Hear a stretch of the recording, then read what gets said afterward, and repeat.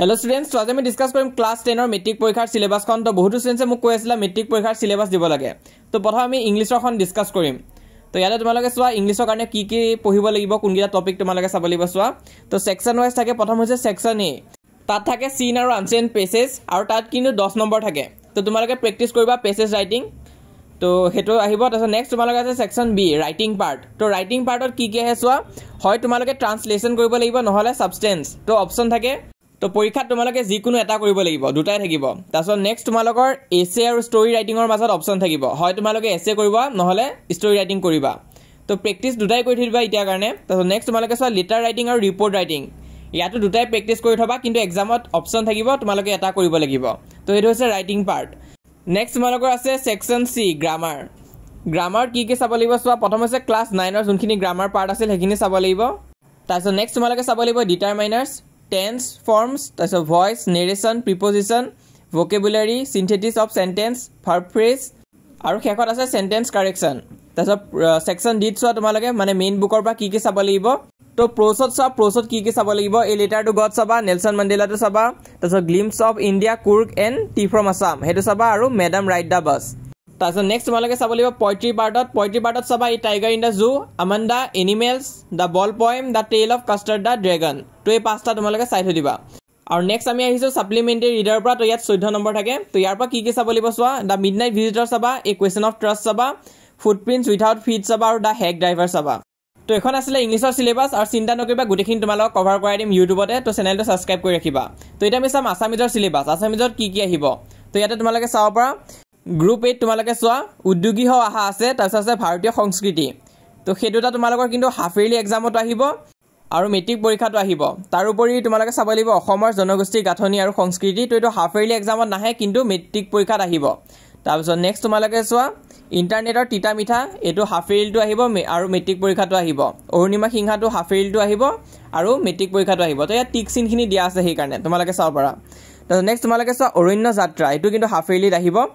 তাৰপিছত পাৰস্য দেৱমুখীটো হাফ ইয়াৰলিত নাহে কিন্তু এনুৱেলত আহিব তো তেনেকুৱাকৈ গদ্যাংশখিনিও দিয়া আছে বৰগীত চাবা জিকিৰ চাবা তাৰছত প্ৰশস্তিটো চাবা এই গুটেখিনি মেট্ৰিক পৰীক্ষাটো আহিব হাফ ইয়াৰলিটো আহিব মই অসমীয়াৰ দৃষ্টান্তটো চাই থৈ দিবা মেট্ৰিক পৰীক্ষাত আহিব কিন্তু হাফ ইয়াৰলিত নাহে তাৰছত ব্যাকৰণত চোৱা কি কি আছে নৱম শ্ৰেণীৰ ব্যাকৰণৰ উপৰিও তো নৱম শ্ৰেণীখিনিটো চাব লাগিবই তাৰ উপৰিও তোমালোকে চাব লাগিব সন্ধি বাক্য পৰিৱৰ্তন নটবিধি সত্ৰবিধি জ্যোতিচিহ্ন ব্যৱহাৰ খণ্ড বাক্য তাৰছত জতুৱা ঠাঁচ বিপৰীতাৰ্থক শব্দ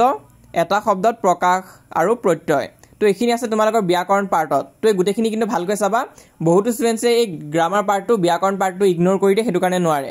তো যদি লেটাৰ মাৰ্ক স্কোৰ কৰিব বিচাৰিছা তেনেহলে গুটেখিনি ভালকৈ চাই থৈ দিবা 90 প্লাসও আহি যাব তো এখিনি তোমালোকৰ হাফ ইয়াৰলি এক্সামত আহিব আৰু মেট্ৰিক পৰীক্ষাটো আহিব হেতু কাৰণে দুটাতে টিক দিয়া হৈ আছে তাৰছত নেক্সট তোমালোকে চাবা ইয়াতে চাব পৰা ভাৱ সম্প্ৰসাৰণ আছে তাৰছত আছে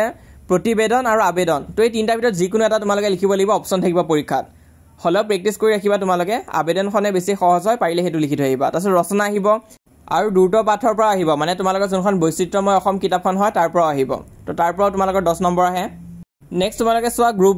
বি তোমালোকে চাব লাগিব বিখ্যাত যুগ তাৰছত প্ৰাচীন ভাৰতীয় শিক্ষা ইয়াৰ ভিতৰত প্ৰাচীন ভাৰতীয় শিক্ষাটো হয় হাফ ইয়াৰলি আহিব বিখ্যাত যুগটো হাফ ইয়াৰলিত নাহে কিন্তু মেট্ৰিক পৰীক্ষা দুটাই আহিব তাৰছত গদ্যাংগত তোমালোকে চোৱা কানাই চাতুৰি চাবা আৰু ধৰজ আৰু ধৰভাই তাৰপিছত আছে নৱম শ্ৰেণীৰ ব্যাকৰণৰ উপৰিও তোমালোকে চাব লাগিব ফুল বাক্যৰ শুধৰণি তাৰপিছত উপসৰ্গ অনুসৰ্গ সমাৰ্থক শব্দ তাৰপিছত পুৰণি শব্দৰ আধুনিক ৰূপ আৰু ছন্দ তো ছন্দটো ইগনোৰ কৰি নিদিবা তাতো 4 নম্বৰ থাকে তো এখন আছিল ওভাৰঅল আসামিজৰ সিলেবাসখন তো এতিয়া আমি নেক্সট ডিসকাস কৰিম মেথছৰ সিলেবাস তো মেথছৰ সিলেবাসখন খুবেই ইম্পৰ্টেন্ট হয় চোৱাটো কাৰণ ইয়াত কিছুমান পাৰ্ট তোমালোকৰ ৰিমুভ কৰিছে হেখিনি তোমালোকৰ এক্সামত নাহে তো চোৱা কি কি আহিব তো প্ৰথম চোৱা ৰিভিজন চেপ্টাৰ পাৰ্ট 1 আৰু পাৰ্ট 2 টো আহিব পাৰ্ট 3 টো ওমিটেড লিখা আছে ইয়াত চোৱা ইউনিটস ওমিটেড যত ওমিটেড বুলি লিখা আছে হেখিনি পাৰ্ট তোমালোকৰ নাহে আৰু হাফ ইয়াৰলিত আহিব না ইয়াতে গম পাই যাবা টিক চিহ্নত দিয়া হৈ আছে তো ৰিভিজন পাৰ্টত চোৱা ৰিভিজনত তোমালোকৰ আহিব পাৰ্ট 1 আৰু পাৰ্ট 2 পাৰ্ট 3 টো ওমিটেড আছে হেতু পাৰ্ট তোমালোকৰ নাহে তাৰছত ৰিয়েল নাম্বাৰছৰ গোটেই চেপ্টাৰটো আহিব পলিনোমিয়েলছৰ গোটেই চেপ্টাৰটো আহিব pair of linear equation in two variables এই চেপ্টাৰটো গুটেটো আহিব আৰু ইয়াৰ পৰা একো ওমিটেড হোৱা নাই তোমালোকে চাব পৰা ওমিটেড পাৰ্টত নীল লিখা আছে মানে একো ওমিটেড হোৱা নাই তাৰছত নেক্সট তোমালোকে চাবা কোৱাড্ৰেটিক ইকুৱেশ্যন এটো গুটেই চেপ্টাৰটো আহিব আৰু এই তোমালোকৰ ৰিভিজনৰ পৰা 4 নম্বৰ চেপ্টাৰলৈ গুটেখিনি হাফ ইয়াৰলি এক্সামত আহিব তাৰছত 5 নম্বৰ চেপ্টাৰটো হাফ ইয়াৰলি এক্সামত নাহে কিন্তু তোমালোকৰ মেট্ৰিক পৰীক্ষাত আহিব তাৰপিছত 6 নম্বৰটো চোৱা ট্ৰাইংগলছ তো ইয়াত কিন্তু এটা লিমিট আছে চোৱা 6.4 লৈ আহিব ইউনিট আৰু এক্সাৰসাইজ 6.3 লৈ আহিব তাৰ পিছৰ এক্সাৰসাইজখিনি কিন্তু তোমালোকৰ এক্সামত নাহে তো তোমালোকে হাফ ইয়াৰলিটো এই চেপ্টাৰটো আহিব আৰু তোমালোকৰ মেট্ৰিক পৰীক্ষাটো এই চেপ্টাৰটো আহিব কিন্তু এক্সাৰসাইজ 6.3 লৈ তোমালোকৰ পৰীক্ষাত আহিব তাৰ পিছৰখিনি নাহে তাৰ 7 নম্বৰটো চোৱা 7 নম্বৰটো গোটেই চেপ্টাৰটো আহিব তাৰপিছত ইন্ট্ৰডাকচন টু ট্ৰিগোনোমেট্ৰি এই চেপ্টাৰটো গোটেইটো আহিব একো ওমিট কৰা হোৱা নাই তাৰ চেপ্টাৰ 9 টো কিন্তু গোটেইটো ওমিট কৰি দিয়া হৈছে চেপ্টাৰ 9 টো তোমালোকৰ এক্সামত নাহে তাৰপিছত সাৰ্কেল চেপ্টাৰ গোটেইটো আহিব তোমালোকৰ ইয়াত ওমিট কৰা হোৱা নাই তাৰপিছত নেক্সট তোমালোকে চোৱা